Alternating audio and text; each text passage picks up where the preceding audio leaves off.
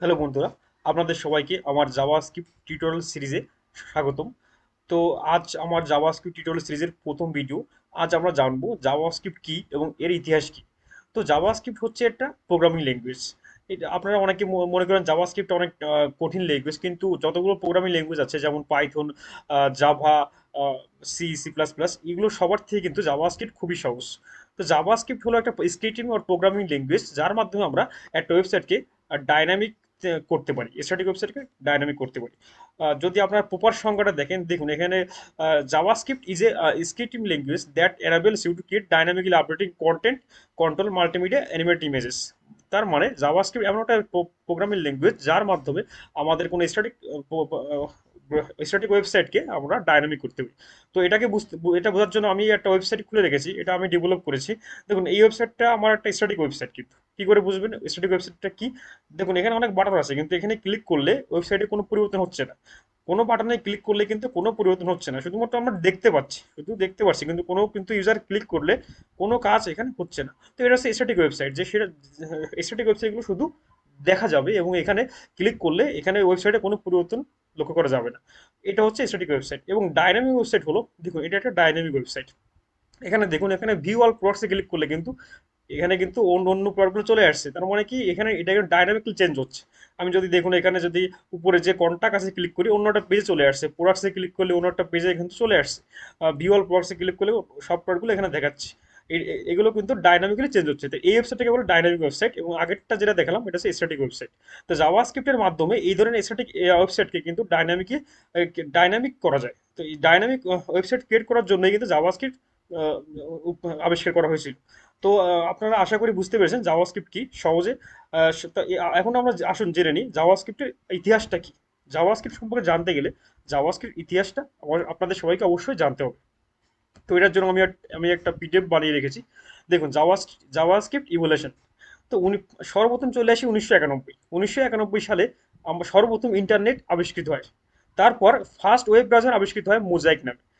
তারপর এক এক ব্যক্তি ছিল যার নাম ছিল মার্ক অ্যান্ডারসন, এবং আরেকজন ছিল ইরিক বিনা। এই দুজনে মিলে কিন্তু এই ফার্স্ট ব্রাউজার মোজাইক আবিষ্কার করে। তখন তারা কিন্তু কলেজের স্টুডেন্ট ছিল, ইউনিভার্সিটি অফ ইলিনয়েস। এই দুজনে কিন্তু মার্ক অ্যান্ডারসন এবং ইরিক বিনা, এরাই কিন্তু ফার্স্ট ইন্টারনেট আবিষ্কৃত হওয়ার পর ফার্স্ট ব্রাউজার আবিষ্কার ক্রিয়েট করে, তার নাম দেন মোজাইক। এবং তার ঠিক 2 বছর পর 1993 সালে এই মার্ক অ্যান্ডারসনই একটা নতুন কোম্পানি তৈরি করেন, যার নাম তার নেটস্কেপ। আপনারা সবাই নেটস্কেপের নাম শুনবেন হয়তো। তো এই Netscape was co founded by Marc Andreessen. এবং এই নেটস্কেপ কি কাজ করতো কোম্পানিটা, তখন তখন তার এই কোম্পানিটা শুধুমাত্র only static websites were creating using HTML. তখন শুধুমাত্র এই কোম্পানি স্ট্যাটিক ওয়েবসাইট তৈরি করতো, র এইচটিএমএল ব্যবহার করে স্ট্যাটিক ওয়েবসাইট তারা তৈরি করতো। কিন্তু তাদের কিন্তু ডাইনামিক ওয়েবসাইটের দরকার হয়েছিল। তো তারা বুঝতে পারছিল যে স্ট্যাটিক ওয়েবসাইট থেকে এখন ডায়নামিকে যেতে হবে। তো এটা করার জন্য 1995 সালে এই নেটস্কেপ এক ব্যক্তিকে হায়ার করে। দেখুন এই ব্যক্তিকে ভালো করে দেখুন, এই ছিল প্রধান ব্যক্তি জাভাস্ক্রিপ্ট তৈরির মাস্টার মাইন্ড। তো ওয়েবসাইটকে ডায়নামিক করার জন্য নেটস্কেপ কোম্পানি ব্র্যান্ডন আইক নামে এক ব্যক্তিকে হায়ার করে। এবং এই ব্যক্তি উইদিন 10 ডেজ, 10 দিনের ভিতরে কিন্তু জাভাস্ক্রিপ্টের ফার্স্ট ড্রাফটটা কিন্তু আবিষ্কার করে ফেলে। মাত্র 10 দিনের ভিতরে কিন্তু ব্রেন্টন আইক জাভাস্ক্রিপ্টের ফার্স্ট ড্রাফট আবিষ্কার করে ফেলেন। এবং 1995 সালে যখন জাভাস্ক্রিপ্ট আবিষ্কৃত হয়, তখন এর প্রথম নাম দেওয়া হয় মোচা। এবং তার পরবর্তীতে চেঞ্জ করে নাম দেয় লাইভ স্ক্রিপ্ট, এবং তার পরবর্তীতে আবার চেঞ্জ করে নাম দেয় জাভাস্ক্রিপ্ট। 1995 সালে জাভা প্রোগ্রামিং ল্যাঙ্গুয়েজ অনেক ফেমাস ছিল। তো এটা একটা মার্কেটিং স্ট্র্যাটেজি ছিল যে মোচা থেকে লাইভ স্ক্রিপ্ট, এবং লাইভ স্ক্রিপ্ট থেকে জাভাস্ক্রিপ্ট নামকরণ করা হয়। এবং তারপরে কিন্তু জাভাস্ক্রিপ্টও অনেক প্রচুর ফেমাস হয়ে যায়। কিন্তু 1995 সালের পরে 1996 সালে কিন্তু মার্কেটে এই নেটস্কেপেরও কম্পিউটার চলে আসে। মাইক্রোসফট চলে আসে। কিন্তু মাইক্রোসফট কি করে 1996 সালে তাদের একটা ব্রাউজার ইন্টারনেট এক্সপ্লোরার কিন্তু লঞ্চ করে। আপনারা অনেকে ইন্টারনেট এক্সপ্লোরার কিন্তু ইউজ করে থাকবেন। তো মাইক্রোসফট 1996 সালে তাদের ব্রাউজার ইন্টারনেট এক্সপ্লোরার কিন্তু লঞ্চ করে। এবং যে জাভাস্ক্রিপ্ট ইউজ না করে তারা জে স্ক্রিপ্ট নামে তাদের নিজস্ব একটা স্ক্রিপ্টিং ল্যাঙ্গুয়েজ কিন্তু এই ব্রাউজারে তারা ইউজ করে। এটা জেএসক্রিপ্টটা কি, জেএসক্রিপ্টটা আসলে ইঞ্জিন রিভার্স ইঞ্জিন অফ জাভাস্ক্রিপ্টের একটা রিভার্স ইঞ্জিন ছিল এই জেএস জেএসক্রিপ্ট। তো এটা এটা খুবই আসলে কষ্টসাধ্য কাজ হয়ে যায় ডেভেলপারদের জন্য। কারণ জাভাস্ক্রিপ্ট ইউজ করলে কিন্তু অন্য ব্রাউজারে চলছে, নেটস্কেপের যে ব্রাউজার এখানে চলছে, কিন্তু ইন্টারনেট এক্সপ্লোরার চালাতে হলে কিন্তু জেএসক্রিপ্ট ইউজ করতে হবে। তো বিভিন্ন ব্রাউজারের জন্য বিভিন্ন আলাদা আলাদা জাভাস্ক্রিপ্ট, কিন্তু এটা ডেভেলপারদের জন্য কিন্তু খুবই একটা কষ্টের কাজ হয়ে দাঁড়ায়। এটা দূর করা এটা সহজ করার জন্য বা এই সমস্যাটা সমাধান করার জন্য ইকমা, হ্যাঁ এটা মনে রাখবেন, ECMA, ECM, ECMA, European computers manufacture association, ঠিক আছে? যারা কিন্তু আইটি ও আইসিএসি নিয়ে কাজ করে, ইকমা। তো এই ইকমা 1997 সালে একটা ভার্সন নিয়ে আসে, নাম ইকমার একটা ভার্সন নিয়ে আসে, তার নাম দেন ইকমা 262 অর ইকমা স্ক্রিপ্ট। তো ইএস সংক্ষেপে এটাকে বলে ইএস, আপনারা শুনে থাকবেন ইএস 6, ইএস 7, তো এখান থেকে ইএসটা আসছে কিন্তু। তো ইকমা কিন্তু 1997 সালে তাদের একটা ভার্সন নিয়ে আসে, ইকমা স্ক্রিপ্ট বা অর ইকমা 262।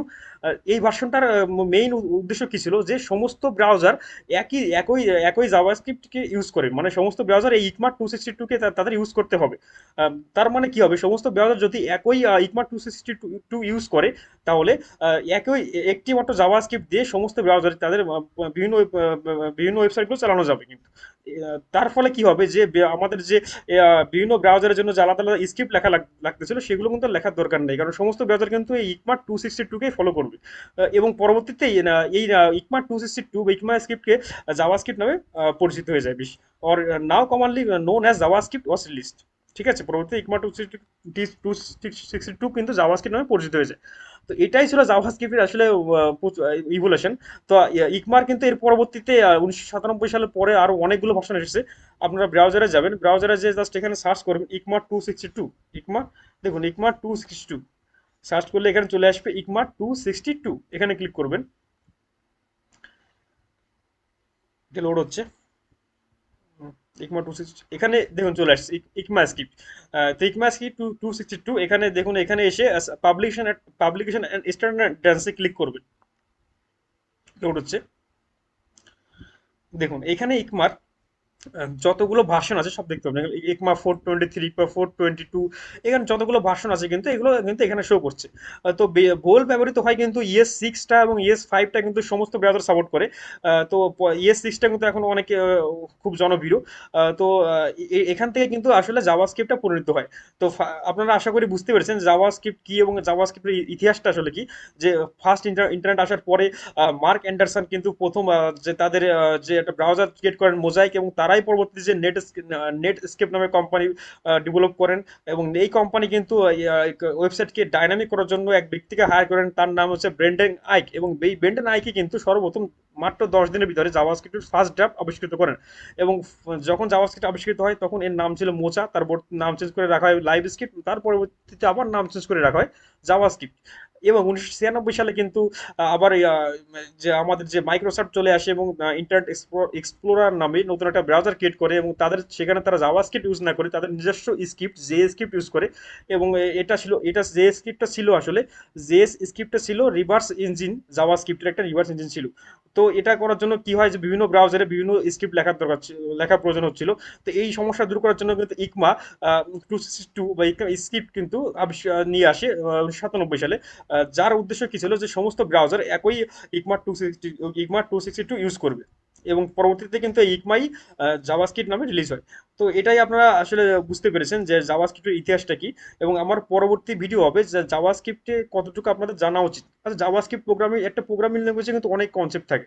তো আমার কোন কোন কনসেপ্টগুলো আপনাদের জানতেই হবে, এবং আপনারা কতটুকু জানলে বা কতটুকু শিখলে আপনারা জুনিয়র ওয়েব ডেভেলপার হিসেবে নিজেকে গড়ে তুলতে পারবেন। এবং আপনার যখনই কাজ করবেন, কাজ করতে করতে আপনার আরো অনেক টপিক শিখবেন। তবে যে টপিকগুলো আপনাদের বেস, এগুলো কিন্তু আপনাদের জানতেই হবে। এবং আমার পার্ট 2-তে কিন্তু আমি আমার পুরো কোর্সে আপনাদের কি কি শেখাবো এটা নিয়ে পুরোটা আউটলাইন আপনাদের প্রদান করবো। তো আশা করি আপনারা আমার সাথে থাকবেন। ভিডিওটা ভালো লাগলে শেয়ার করবেন, সাবস্ক্রাইব করবেন, লাইক করবেন। ধন্যবাদ।